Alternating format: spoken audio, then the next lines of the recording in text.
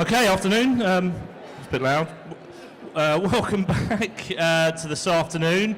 If you just joined us today, just a quick introduction. I'm Cliff Hill from Ectron. Ectron is sponsoring the Content Theatre today. We provide a web content management platform to the likes of these types of brands and many others. So if you're interested in the technology side of how to produce really good content, come and speak to us.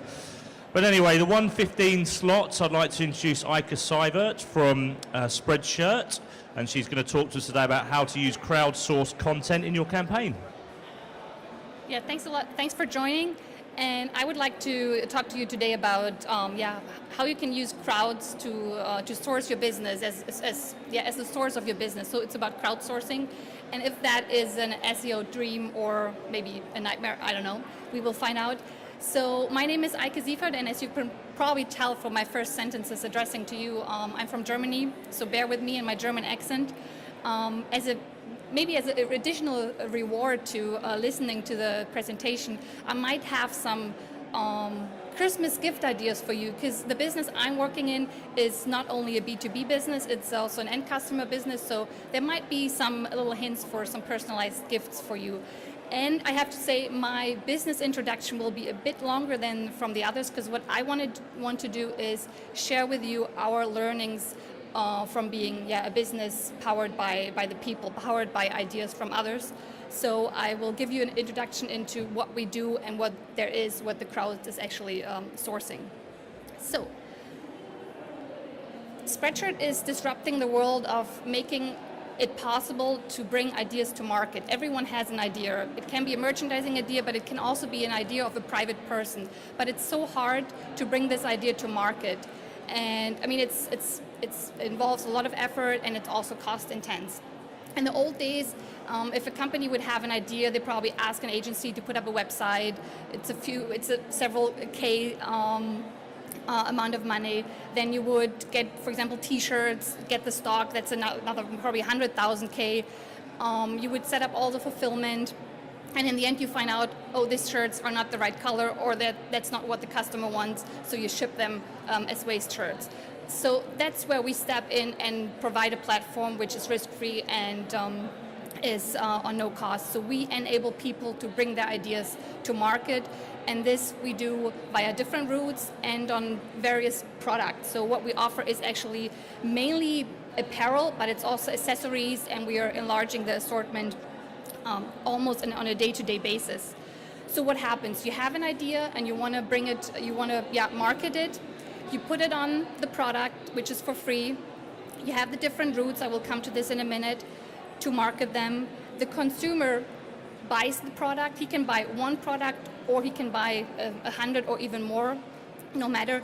And the platform Spreadshirt does not only provide the technology to make that possible, we also fulfill the whole thing. So we produce, we ship, we take care of customer service, everything is done by us, and in the end, we pay the idea owner, which we call seller, we pay the profit to them.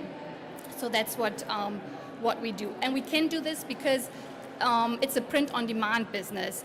We don't have like stocks of ready-made of shirts laying in the shelves. They're all plain products, and you print them if someone wants it. So it's not about having only men's white XL shirts laying around. It's really you deliver what the customer wants. So in the different routes to market we call it a 4-in-1 business model, because there are 4 major routes to market. And one is we're offering shops. You can open an online shop, and just as an example, there is this gin o'clock, the Queen's Twitter account. They integrated this shop onto their site and selling their merchandise. Then you can also, another route to market is using the Amazon marketplace, or the Spreadshirt websites, or even the create your own, which means everyone who wants to design and own a shirt for the next party as a gift creates their own merchandise or their own product and uses the Spreadshirt t-shirt designer. And this is, of course, if you have multiple services, it's a strategic advantage over the competitors, but it's also, you have to be good in everything you do, in all the different aspects, and you have not only local but also international competition. To give you some numbers, to get an idea, okay, is this girl talking about something really small and niche, or is it something bigger? This year we will probably have around 100,000 sellers who are using our platform.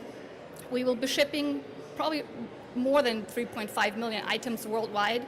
And even though we are active in just 17 countries, we ship to around 40 countries. So also in Japan, people are buying from Spreadshirt or from a partner from us, even though we are not actively doing any marketing there.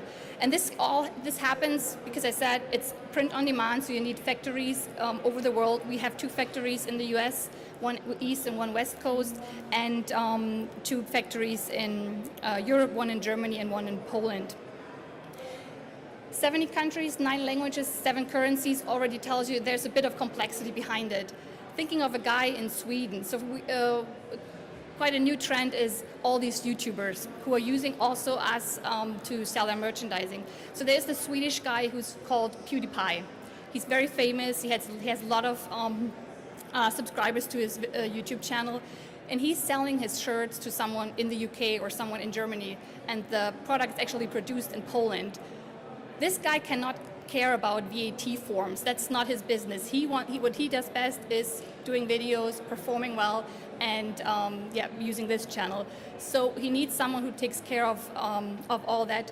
And here we come in. We provide the technology for the shop, and we pay him the commission, but take care of all the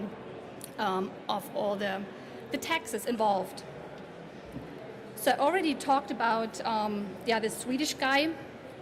Some other examples of people who are using us, some other content, because it's a huge variety. It's from Chuck Norris to the Green Party to those YouTubers or Gin O'Clock. So it's a huge number of people. It's these 100,000 sellers, and over the past 10 years, the database of designs, of content has grown to almost 900 million designs, which we have, and that's why I put less than 1,000 belong to Spreadshirt. This is really something that comes from the crowd. So the crowd did develop this content.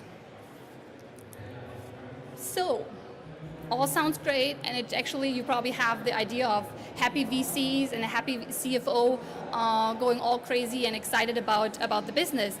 And if we dig a bit deeper into to some numbers and thinking of, okay, what do I have to do when I want to rebuild this, if I want to do the same thing? So 9 million designs, if you want to start them from scratch, so you don't have that crowd. You think of, okay, let's get some designers involved and have them create designs, maybe 10 a day, which would make 100,000 hours of work times 10 pounds per hour, whatever. So you come up with probably $1 million in labor alone to create this content, not factoring in at this point any overheads like offices, coffee machines, Christmas parties. So this adds up, but it also does not take into consideration the crowd and what the crowd is able to give to you. Because the crowd is the one who makes this unique, who knows, who reacts to things instantly. They have any idea you can imagine, even the ideas you don't want to imagine or you don't want to think about, but they are there. They live in a little region where something is happening, so they can convert this into a design.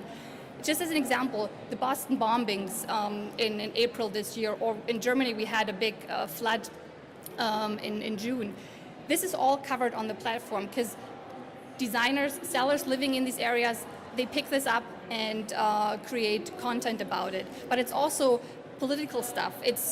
We have Snowden on our website, and from Snowden the hero to Snowden the criminal who needs to be shot. So we have this diversity. We have everything. So, and also of course jokes and good sayings. And so it's really the crowd who makes this possible. And then thinking of the sellers who create the designs, you always have this wish of sharing what you've done, what you've created with others. So the sharing potential is also quite big. They share their stuff with friends, family, who probably then come back to your site as well. So you get traffic back, it's free exposure to them, and sometimes they probably come up with their own ideas, so they add even more content to your site. And this is, of course, thinking also of all the marketeers of SEO. You have content which is changing, which is updated, and it's in every niche you can think of and don't want to think of. So it's really rich content Google likes as well. So what you could say is, move over Facebook. This is a lot cooler than social media because this is powered by the people, and we sell stuff. So it's all happy, and you could be thinking, okay, let's move out here and start our own business. Crowdsourcing is the thing to do, and it's the easiest. If you think of all that labor you can save. But there is, of course, a but. There are some challenges you face, and that's not only because if you have talked to Germans, and there's always a but in a conversation with a German, this is just, there's some real challenges you're facing. And the first thing is Google. Even though there's this simple advice, this basic SEO rule about build a site which makes it easy for the people to find the stuff they're looking for. It's a basic rule. But it's still, you have all this content, you have these 9 million designs. This needs to cope somehow with your site structure. And for us it was, okay, we have one domain, we have one website, active in 17 countries, 9 languages. That was not what Google liked. So SEO was really zero a few years ago. And you have to think of also of all the description and tags people are using, which was horrible. So the first challenge we really faced was, Google. How can we make Google happy? The next challenge, can there be something like too much love? This is just to give you an example. Not every idea the crowd has is unique. You tend to do, it's human nature, you tend to repeat stuff you've seen or things that have been successful, so you repeat them or use them as an example. We have on our site probably around 1,000 hearts at least, and we do have a department, the quality and copyright department, who has to reject some hearts every day. It's probably around 50 hearts a day we have to reject because it's just duplicated content. We do like hearts. Actually, the number one best-selling design is the one you see, the I Heart, the little guy who he's thinking of the I Heart. It's the number one selling design. It's probably the least creative, but it's the best to express something. I mean, it's clear, it's concise, and really expressive what you like and what you love. And we do like the heart as well. I mean, we have it even in our logo. So don't get me wrong. I don't want to say anything about hearts. But just to give you an example, that more content is not always new content. It's also stuff you already have, and you need to be aware of that. So we check, for example. I think it's 5,000 designs worldwide. We check every day, for content. So more content is not always more value for your customer. It can also be simply more complexity for you. Next problem you're facing is you have to be beware of the crazies. It's very easy to upset not only Google, but also your customers and lawyers. And even though the majority of our crowd, of our sellers, are lovely people, among 100,000 people, you have 1 or 2 nutters there. I mean, they are there. And just to give you 3 examples, no, it's actually more than 2 then, just to give you 3 examples. One is the husky guy. He uploaded 2,000 pictures of his husky, put them on shirts, and even one of him naked on shirts. That was the one. Then we have this religious guy who uploaded pictures of Jesus to every category we have on the platform, saying God is everywhere. And we have the pirate guys who think, okay, let's upload all that copyrighted stuff to get this company sued. So you not only have the crowd who's all positive, you also have these crazies, and you need to deal with them. You cannot always just let them run and let them do whatever they want. This is not about censoring stuff. I mean, for us, it stops, of course, when you are breaking the law. But on the other end, you need to offer the possibility to show on the platform every kind of idea and thought which is out there. But you need to give the crowd rules. You need to guide them. You need to help them. And need to understand them. And so it's really, taking care of the crazies as well, talking to them, and working with all the arguments others have about the content, because you can imagine that other customers did not like to see Jesus in all kinds of categories. Which brings me to the next slide, actually, to really get relevant results when someone is searching for something. So, as an example, this was the search result on our page for the word goat 12 months ago. There's no scientist or no biologist among us, but everyone can tell that there's not only goats in this search result. I mean, sheep, kind of close, but there's even a cow and a hippo. So this is not the content the customer is looking for. So the challenge is to really provide the search result the customer is looking for. So to get it right, you rely on the crowd, because they are the ones who are tagging and describing the products and the designs.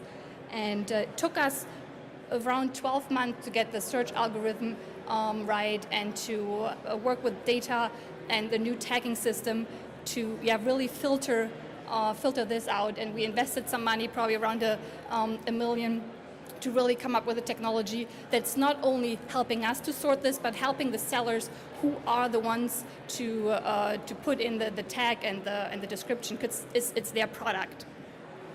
So we are happy that right now it already looks like this. So you see, when you search for goats, you now see goats. The challenge which still remains is, if they have multiple word searches, like funny goats or Chinese goats, then we need to somehow rebuild the navigation to meet that need, which is right now not possible. But we're working on that, and at least there's no hippo in the search result.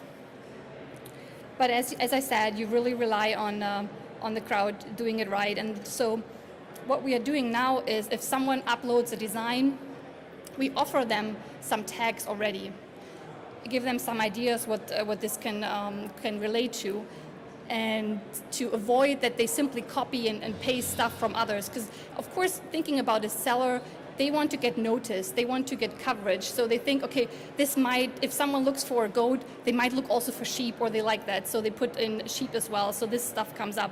So we are helping the sellers by offering them some examples, and also helping them translating their tags. This Swedish guy, I'm sure he speaks English. All the Scandinavians are so good in talking and speaking English, but he probably doesn't know Polish or Italian or German. I mean, one of the toughest languages, I think. But he wants to also sell in these countries. So we need to provide them some translation help as well. And this is really the technology behind it we try to create, and we probably still need to improve. So, having solved this stuff with the tags and at least the descriptions and the right tags at the one point, you still face the challenge of tag relations.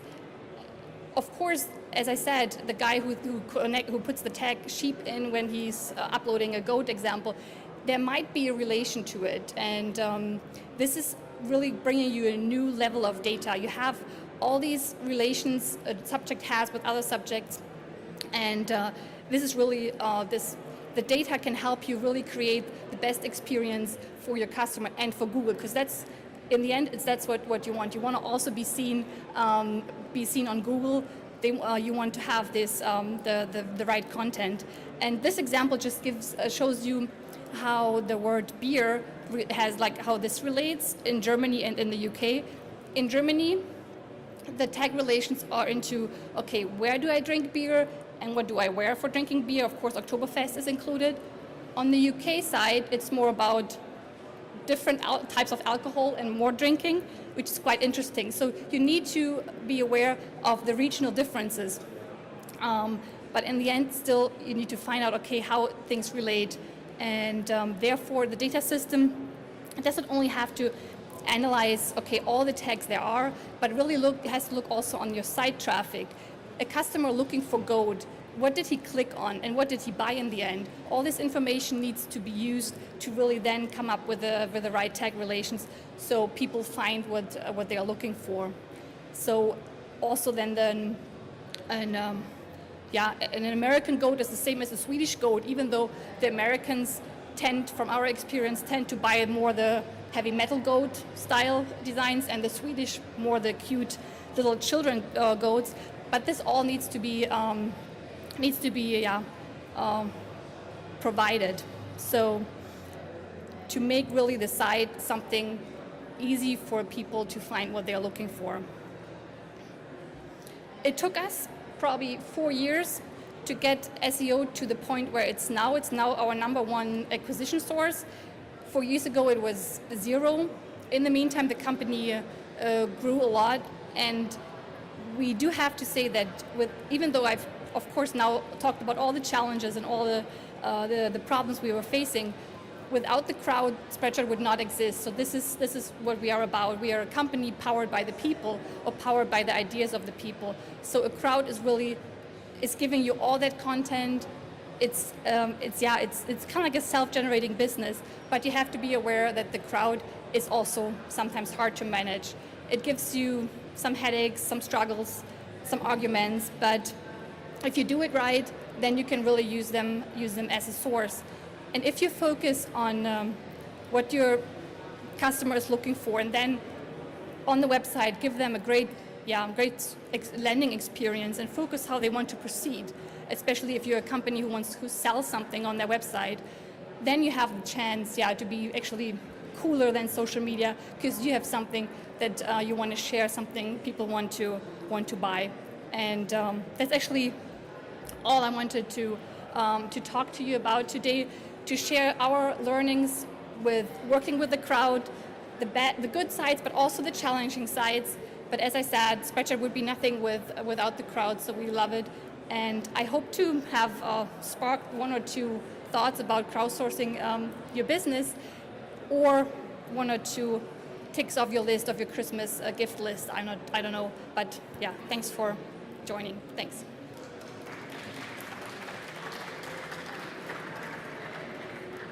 Any questions? Thank you.